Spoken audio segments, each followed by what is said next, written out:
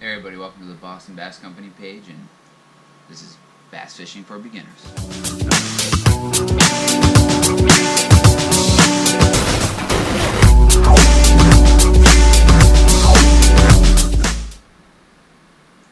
Alright, so the first things first is bass fishing, you're going to need a rod. So if you're new to fishing in general, you get a spinning rod. Between 6 feet and 7 feet, and you're going to want to get yourself mono, fluoro, or braid. Just keep it simple. You don't need a leader on there if you're using braid. You're just trying to catch fish. I mean, you're beginning, you're going to catch fish. Believe it or not. You're going to have some days where you just can't catch them, but pretty easy when you first start out. Didn't even realize it. But when you start going for bigger fish, it gets a little bit more difficult. So yeah, you got probably like 17 pound mono, 17 pound fluoro or braid. You're going to go a little bit tougher, 20, 30, 40, and you're beginning. You probably shouldn't need any more than that. Maybe 20. After that, if you've been fishing a lot, you know how to use if you know how to use a bait caster, your life is so much more simple. Besides the back spool, because it's probably one of the most aggravating things besides losing a fish is a back spool. You're gonna want to use braid on your first. To me, I find it's easier to. You're gonna get less back spools, but sometimes a little bit harder. If it's a deep back spool, it's going to be a little bit pain in the ass to get it out. After that, mono, fluoro. They're also going to cast further than braid. You can probably cast a good 15, 20 feet further. So after your rods, you're going to want to pick up some hooks. So I suggest getting a couple tackle boxes when you first start. And you're going to need to get some hooks. So next will probably be 3/0, 4/0 Gamakatsu hooks. Simple bass fishing hooks. After your hooks, you're gonna need some weights. So get 1/8 ounce weights, 1/4, and then 1/2. And the more you fish, the more weight you're gonna end up by building up for different type of techniques. So you can have like your 1/4, and then your 1/2 ounce punching.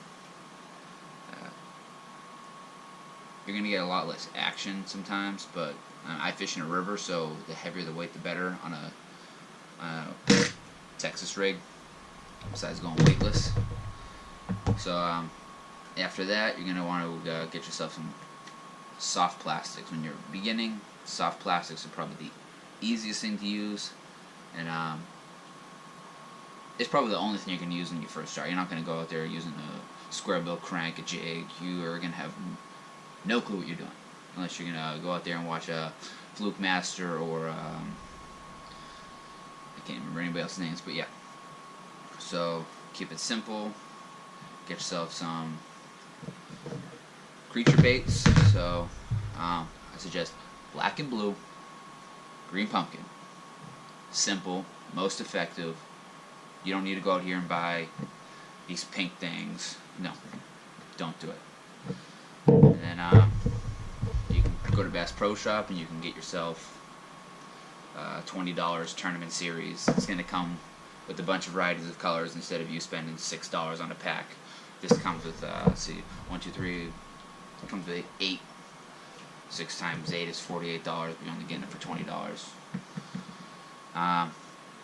So you get your soft plastics, so Senko's, believe it or not, probably one of the easiest and most effective piece of bait that's like ever been created. Maybe, yeah, for soft plastics, for sure. It's right up there. Creature bait's right there behind it. You can't beat that, especially during the spawning season. After you want to graduate from soft plastics, go ahead and get yourself some spinner baits. You can get, this is like a $2 spinner bait, you can tell, nothing special. But as you start to get up there, get your double-bladed spinner baits. Best color, I would probably say blue. You gotta get a dark color, and I don't even know, whatever color they call yellow. I just call it yellow.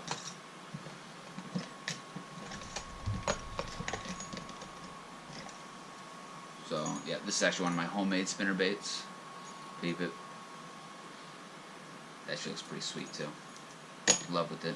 Only fish that wants, caught no fish. So spinner bait, just cast, crank, running off the bottom, depending upon your bottom, or you cast, burn it in. After that, so you got a plastic spinner bait, new to bass fishing, and you want to have a thrill of a lifetime, get yourself a topwater frog. Don't go out in there and buy these crazy frogs. One frog, $4 to $6. Booyah pad crasher. To get a regular one or a popping pad crasher. And if they're hitting top water, you're gonna have probably one of the most fun bass fishing experiences you've ever had. Another thing I suggest is a sprinkler frog. Nothing too hard about this. You just throw it out there, topwater frog. Just reel it in slowly. You can put your own techniques into it, twitch, burn, however you want, whatever they're biting that day. And the last thing I will probably tell you about baits, which is just becoming more and more popular. Jesus Christ.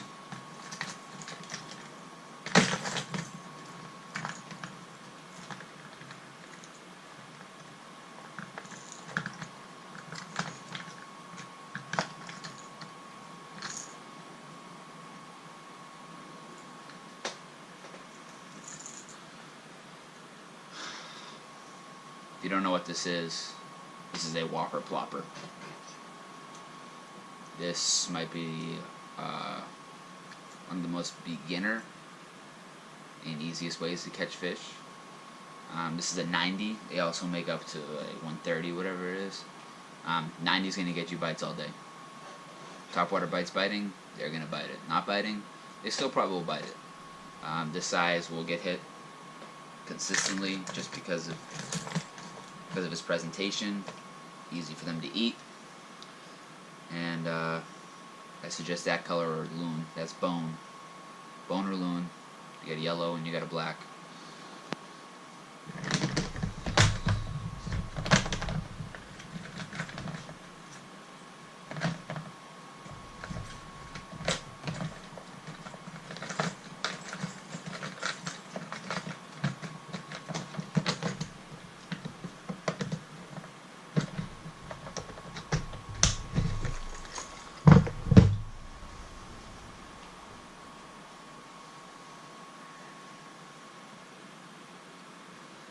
So now I'm talking about the times you go fishing. So early spring, over here on the East Coast, it didn't matter what time of the day I was fishing from.